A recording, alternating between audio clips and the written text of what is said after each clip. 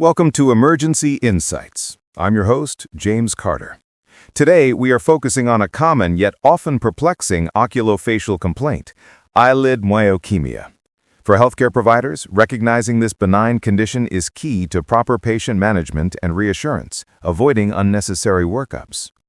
Eyelid myokymia is an involuntary, fine fasciculation of the orbicularis oculi muscle. Clinically, it typically presents as a localized, ripple-like movement, most frequently affecting the lower eyelid of one eye. Crucially, these episodes are self-limited, with a variable duration usually ranging from seconds up to a few hours. Anatomically, the movement involves the orbicularis oculi, the muscle responsible for eyelid closure. The twitching is brief and localized, and it is important to note that it does not impair the patient's vision or overall eyelid function. While mild, it can cause minor discomfort or distraction. The essential distinction in the differential is ruling out hemifacial spasm, which involves stronger, broader muscle contractions that are often tonic-clonic and can eventually affect other facial muscles.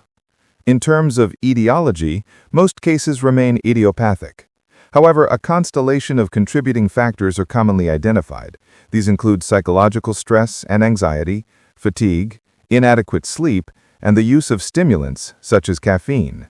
Eye strain, particularly from prolonged digital screen use, is also a significant trigger. Rarely, practitioners should consider medication-induced myokymia, with agents like topiramate, flunarizine, clozapine, gold salts, and sometimes metformin, especially in the context of concurrent vitamin B12 deficiency, being implicated. The differential diagnosis requires excluding more serious movement disorders that might involve multiple facial muscles or signal an underlying neurologic pathology.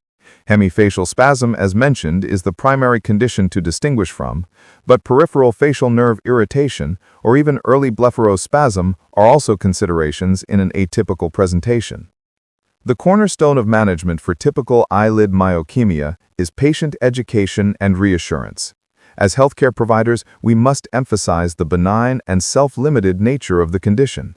Treatment focuses almost entirely on trigger mitigation, reducing psychological stress, implementing better sleep hygiene, limiting caffeine and stimulant intake, and optimizing screen time habits.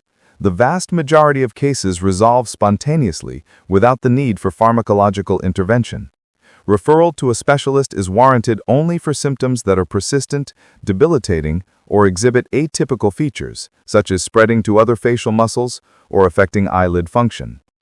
In summary, eyelid myokymia is a benign, self-limited condition frequently encountered in clinical practice. Recognizing its typical presentation and common triggers ensures accurate management, appropriate patient reassurance, and prevents the initiation of unnecessary diagnostic or therapeutic measures. Most patients will recover spontaneously following modification of lifestyle and trigger factors. That's all the time we have for today. Thank you for listening, and we'll see you next time.